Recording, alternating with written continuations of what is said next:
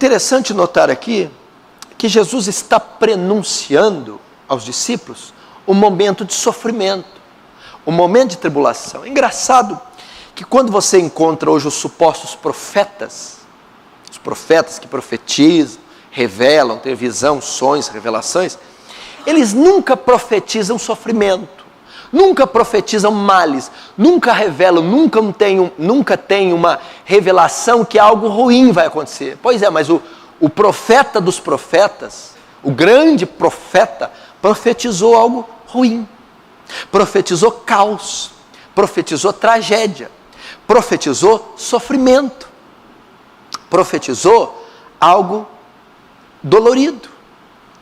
E à luz disso aqui eu também quero ensinar a dificuldade que os cristãos contemporâneos têm de lidar com o sofrimento, com a perda. Nós somos muito mal educados, muito mal ensinados em lidar com o sofrimento. Nós não sabemos lidar com tragédias, com mal. Foi nos ensinado de forma errada. Nós, talvez a nação brasileira principalmente, ela tem no mínimo 80% dos cristãos que foram influenciados pela confissão positiva. A confissão positiva que ensina Kenneth Reagan, Benny Hinn, que ensina R.R. Soares, de Macedo, esses grandes apóstolos modernos. O que a confissão positiva propõe? Que o sofrimento não é a vontade de Deus. Deus não quer que soframos, que a doença não vem de Deus, que mal nenhum pode vir de Deus, que não é a vontade de Deus que nós fiquemos doentes, não é a vontade de Deus que soframos qualquer mal que seja. Então, se alguém teve um carro roubado, se alguém está num leito de hospital, se alguém foi assaltado, se alguém pegou uma doença grave, isso é ensinado como falta de fé, obra de demônios. A pessoa está em pecado, está em desacordo com Deus, por isso ela está vivendo aquilo. Em que hipótese alguma pode acontecer uma tragédia, o exame dela nunca pode dar negativo, nunca pode dar um tumor maligno, não pode. Então, fomos ensinados assim, que ao nos convertermos, principalmente a interpretação daquele texto de forma horrorosa, Romanos 8, 29, 28, todas as coisas cooperam para o bem daqueles que amam a Deus. Eles ensinam que todas as coisas cooperam bem para os que amam a Deus. É ensinado que todo crente, todo aquele que converte, tudo vai dar certo na vida dele. Tudo trabalha bem para ele. Tudo vai ser mil maravilhas. E não é isso que o versículo está dizendo. Não é essa maneira de interpretar o versículo. Todas as coisas trabalham para o bem. Dentro do tudo está o bom. Todas as coisas boas trabalham para mim. Mas dentro do tudo não tem só o bom. Dentro do tudo tem o bom e tem o mal. Então o que trabalha para o meu crescimento são coisas boas, mas também coisas ruins. Aliás, as ruins trabalham mais do que as boas para mim. Então, por causa disso, de sermos viciados na confissão positiva, quando somos pegos por um sofrimento, nós não sabemos lidar.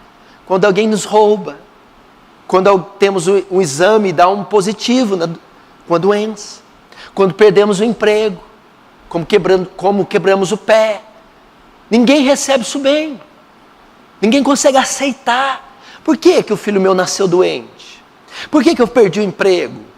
Por que eu peguei a epidemia? Por que assaltaram minha casa com tanto ímpio? Por quê? Por que vai assaltar? Porque assalta mesmo. Então, nós entramos em crise, em pinel, em parafuso. Não sabemos aceitar e conviver. Onde a Bíblia está recheada de texto que ensina isso. Olha o que fala no Salmo 34. Muitas são as aflições do justo. Não é uma, não é duas, são muitas. Quem que é o justo? O crente. Muitas são as aflições. O que é aflição ali? Sofrimento. Davi está dizendo, o crente sofre. O crente sofreu. E o crente vai sofrer. E quando ele vencer um sofrimento, ele vai arrumar outro. E outro, e outro. Muitas, várias, são as aflições, os sofrimentos. Filipenses, capítulo 1, verso 29, diz assim, em relação a Cristo, vocês não foram chamados só para crer nele. Não, não. Ah, para que mais nós fomos chamados? Também a padecer por Ele. Olha que coisa boa, que eles não pregam. Você foi chamado para crer. Foi, mas foi chamado para sofrer, para padecer. Porque Ele é o modelo nós seguir, não é? Você acha que Ele sofreu? Hein? Ele sofreu. Foi perseguido, foi cuspido, foi humilhado, foi rejeitado, foi cortado, foi torturado, foi mastigado. Agora a gente segue Ele. Ah, mas essa parte eu não quero não. Mas como não? Fostes chamados para sofrer. 2 Timóteo 4,13. Olha Paulo falando.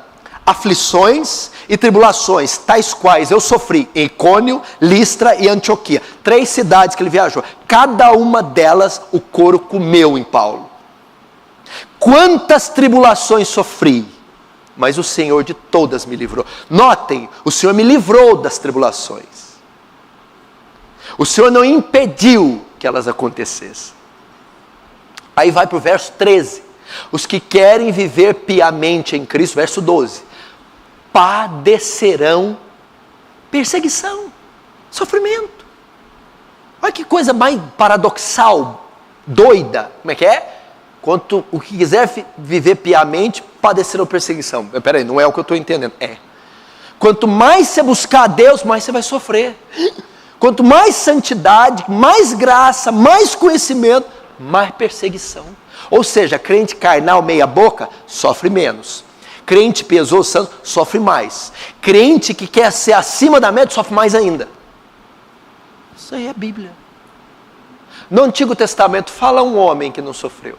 Moisés, Abraão, Isaac e Jacó, Adão, Josué, os juízes, todos passaram por sofrimento.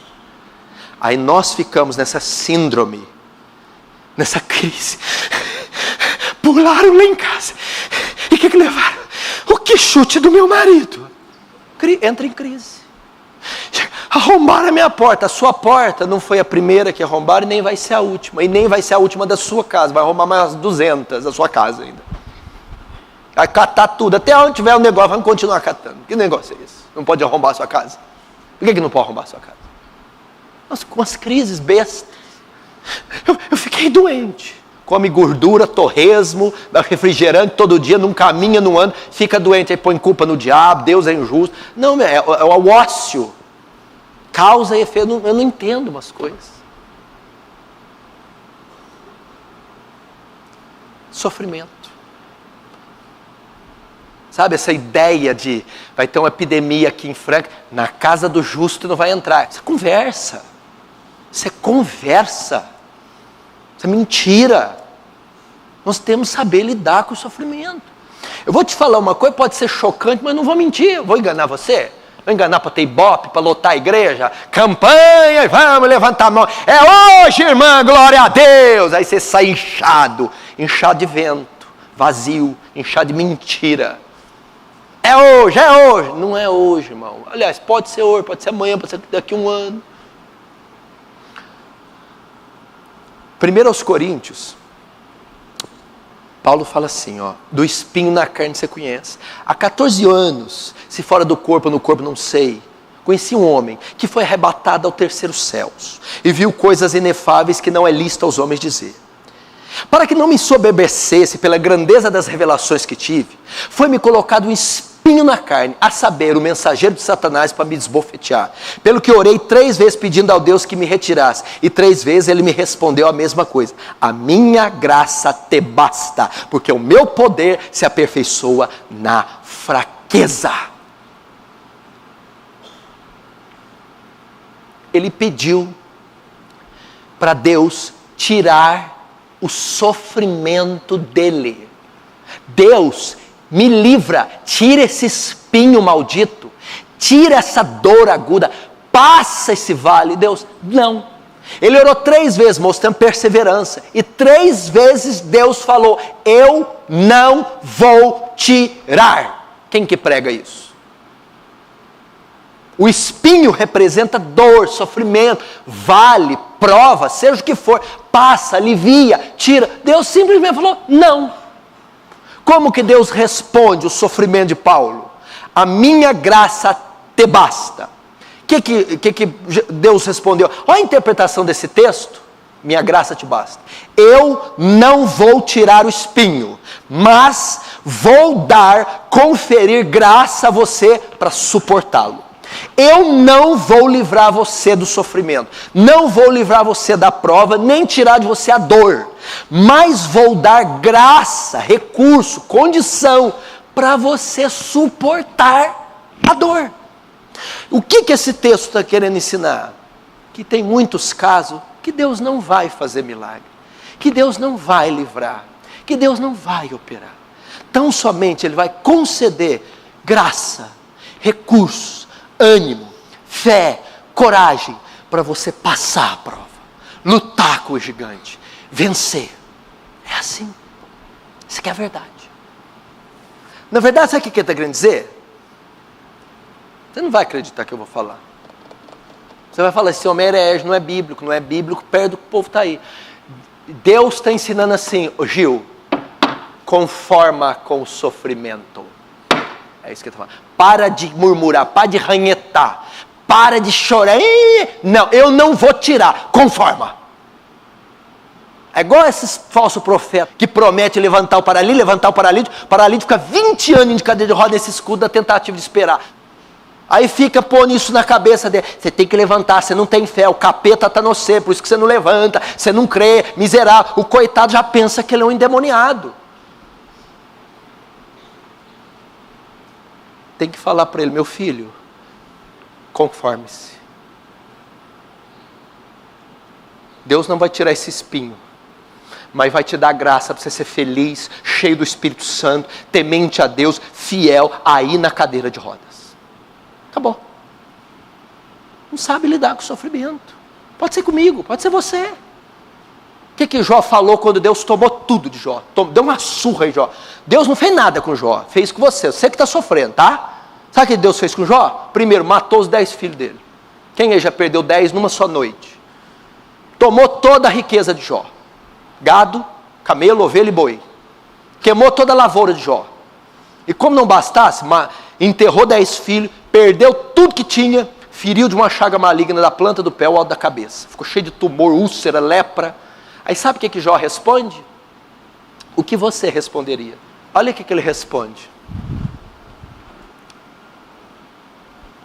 Para você, irmão, para você, André, vocês todos aí. Revelou 10 filhos. Eu não estou falando...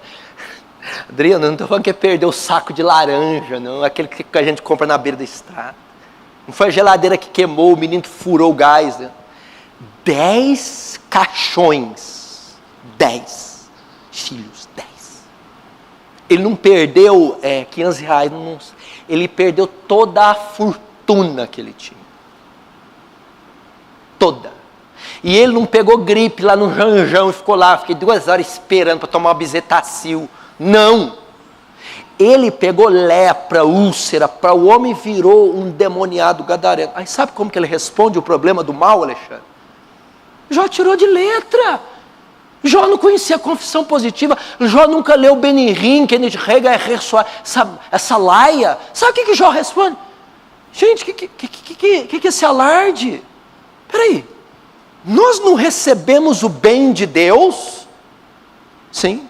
Não receberíamos também o mal?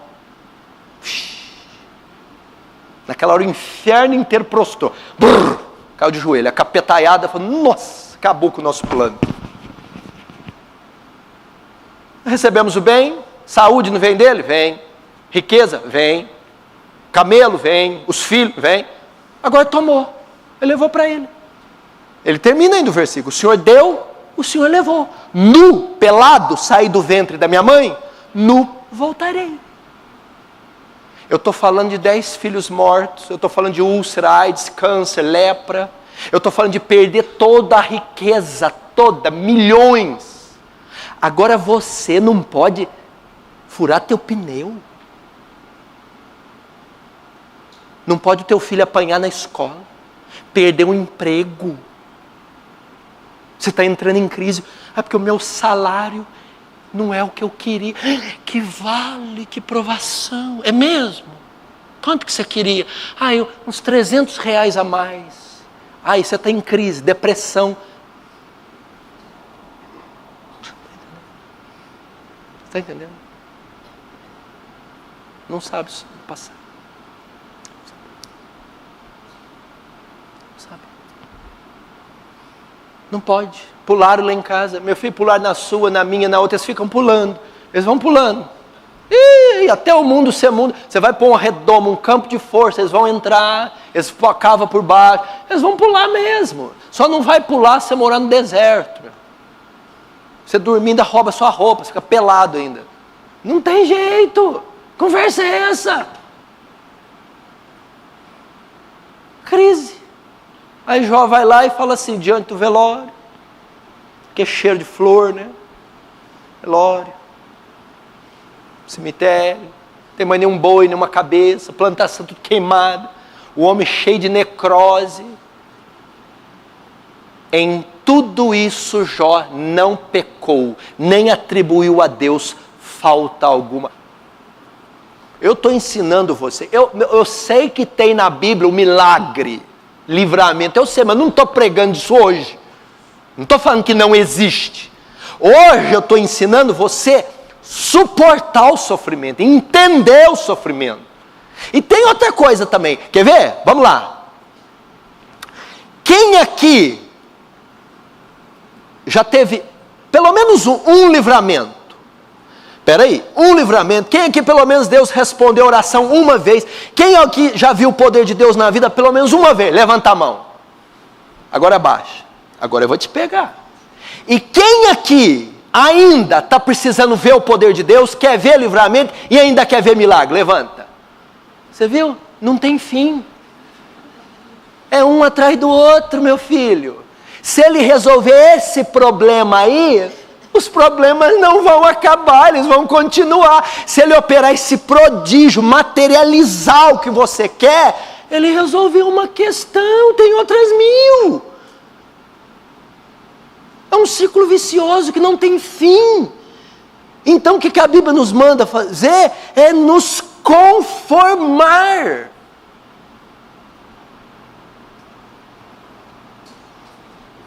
Conformar, você vai vencer uma doença, vem outra, você paga uma conta, vem outra. Você ganha uma alma, tem mais 10 perdida. Meu filho do céu. É nos conformar. Qual foi a maneira que Jesus confortou eles diante do sofrimento? Vamos ver. Você vai ver com o que tem a ver com o que eu falei. Vamos lá.